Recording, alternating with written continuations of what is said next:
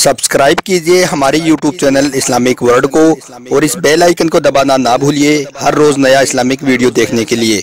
शुक्रिया। दोस्तों, हम बिस्तरी से मुतालिक एक ऐसा सवाल है जो सबसे ज़्यादा पूछा जाता है और वो सवाल ये है कि इस्लाम में कितने दिनों के बाद में मियाँ बीवी का हम बिस्तरी करना ज़रूरी है, यानी कि कितने दिनों के बाद बीवी के साथ हम बिस्तरी करना लाजमी है। आज के इस वीडियो में हम आपको कुरान और हदीस के हवाले से इसी सवाल का जवाब देने वाले हैं और साथ ही आपको यह भी बताने वाले हैं कि एक औरत अपने शोहर की जुदाई को कितने दिनों तक बर्दाश्त कर सकती है, यानी कि कितने दिनों तक अपने शोहर से दूर रह सकती है। इसलिए आज का यह वीडियो आप सभी के लिए बहुत खास है, आप इसको आखिर तक जरूर देखें और अच्छा लगे तो दिल से एक लाइक करके इसे शेयर भी कर दें ताकि यह जानकारी और भी लोगों के पास में पहुंच जाए। तो चलिए दोस्तों शुरू करते हैं। दोस्तों, इस दुनिया में बहुत से लोग ऐसे हैं जो अपनी बीवी से हर रोज हमबिस्तरी करते हैं, जबकि कुछ लोग हफ्ते में एक बार करते हैं तो कुछ लोग डर के मारे महीने में सिर्फ एक ही बार करते हैं। और यही नहीं, कुछ लोग तो ऐसे भी हैं जो 2-2, 3-3 सालों तक अपनी बीवी के साथ हमबिस्तरी नहीं करते हैं। तो अब सवाल ये उठता है कि इस्लाम में कितने दिनों के बाद में बीवी के साथ हमबिस्तरी करने का हुक्म है, यानी कि कितने दिनों के बाद में बीवी के साथ हमबिस्तरी करना जरूरी है, कितने दिनों के बाद में बीवी का शरई हक अदा करना जरूरी है। तो इस हवाले से हम आपको बता दें कि शरीयत में इसकी तादाद मुतय्यन नहीं है, यानी कि इसका कोई टाइम पीरियड फिक्स नहीं है कि कितनी बार और कितने वक्त के बाद में बीवी के साथ हमबिस्तरी करना जरूरी है। इसकी वजह यह है कि यह सब इंसान के हालात और हैसियत के एतबार से मुख्तलिफ हो सकते हैं। अब अगर किसी इंसान में इसकी ताकत नहीं है तो फिर शरीयत की यह आदत नहीं है कि वो इस तरह के मसाइल में तादाद मुतय्यन करे।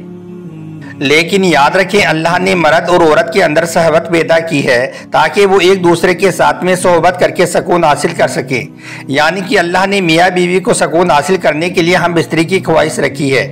और यही नहीं, हम बिस्तरी करना एक औरत का हक भी है जो उसके खाविंद पर वाजिब है।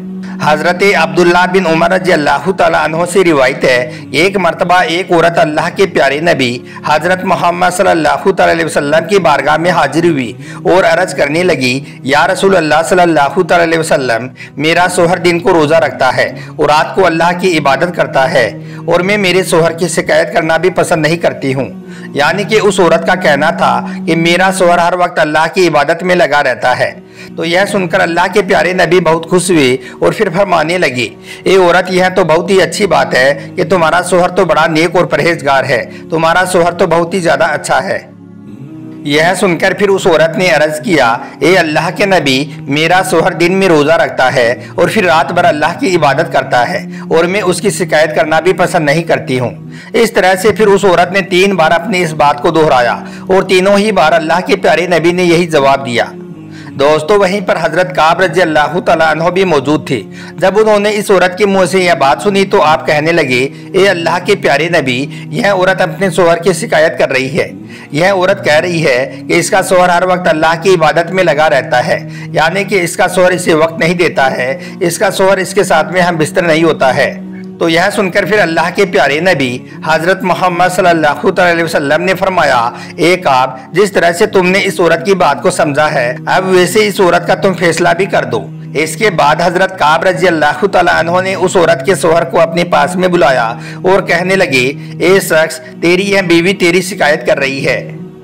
तो यह सुनकर औरत के शोहर ने कहा कि किस बात की, खाने के बारे में या फिर पीने के बारे में। तो यह सुनकर फिर हजरत काब ने फरमाया, ए शख्स, तुम्हारी यह बीवी खाने पीने की शिकायत नहीं कर रही है, बल्कि बात कुछ और है।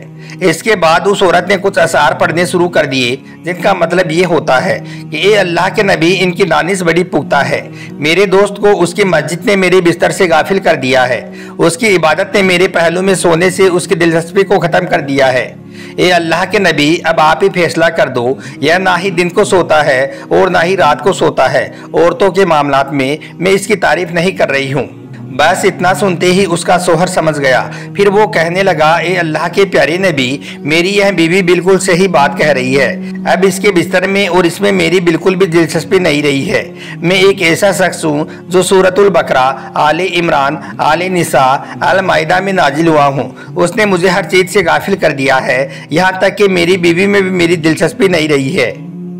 यह सब सुनने के बाद अल्लाह के प्यारे नबी हजरत मोहम्मद सल्लल्लाहु अलैहि वसल्लम ने इरशाद फरमाया, ए शख्स याद रखना तुम पर तुम्हारी बीवी का हक सबसे पहले है, और याद रखना हर अक्लमंद मर्द के लिए 4 दिन में बीवी का हिस्सा है। इसलिए ए शख्स तुम्हें चाहिए कि तुम 4 दिन और 4 रातों में अपनी बीवी का हक अदा कर दो और यह इल्लतें बयान करना छोड़ दो। अल्लाह ने औरतों में से तुम्हारे लिए 2-2, 3-3 और 4-4 औरतें हलाल की हैं। इसलिए तुम्हारे पास में 3 दिन और 3 रातें हैं। इस दौरान तुम जितने चाहो उतनी अल्लाह की इबादत करो, मगर इसके बाद में याद रखो चौथे दिन या चौथी रात में अपनी बीवी का हक अदा कर दो। यह सुनकर फिर उस औरत का वो शोहर अर्ज करने लगा, ए अल्लाह के प्यारे नबी, आपसे यह गलती नहीं होगी, अब जैसा आप कह रही हैं अब से वैसा ही होगा।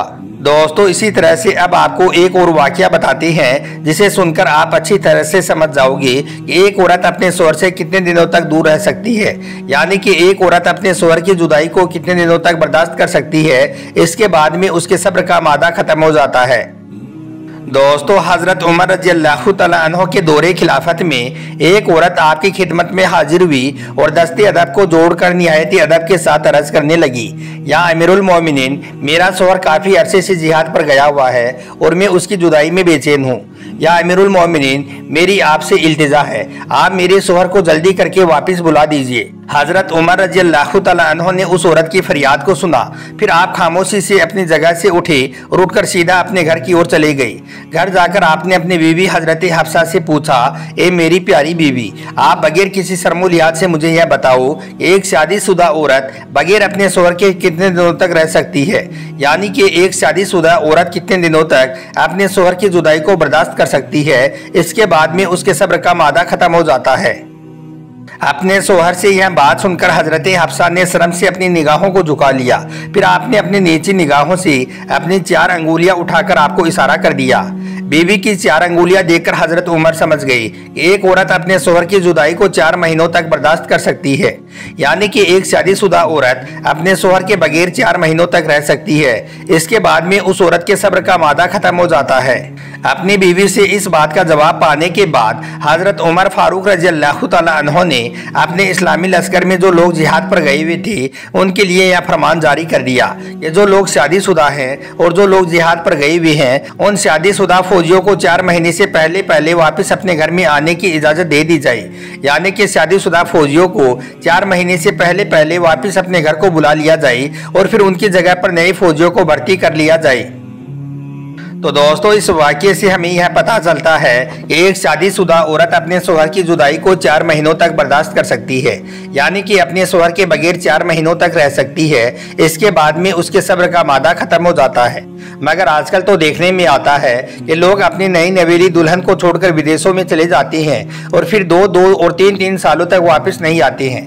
अब जरा आप ही सोचिए कि उस औरत के दिल पर क्या गुजरती होगी जिसकी नई शादी हुई हो और उसका शौहर छोड़कर 2-3 साल के लिए विदेश चला गया हो। इसलिए दोस्तों, आप कोशिश करें कि जितनी जल्दी हो सके आप अपनी बीवी के पास में वापस आ जाएं, और अगर आप अपने काम की वजह से वापस नहीं आ सकते हैं तो आप कोशिश करें कि अपनी बीवी को अपने पास में बुला लें। यही आप दोनों मियाँ बीवी के लिए बेहतर होगा। उम्मीद करता हूं कि आज का यह वीडियो आपको अच्छा लगा होगा। वीडियो पसंद आया हो तो आप इसे दिल से एक लाइक ज़रूर कर दें और मेहरबानी करके इसे शेयर भी कर दें ताकि यह जानकारी और भी लोगों के पास में पहुंच जाए। आपका वीडियो देखने के लिए बहुत बहुत शुक्रिया।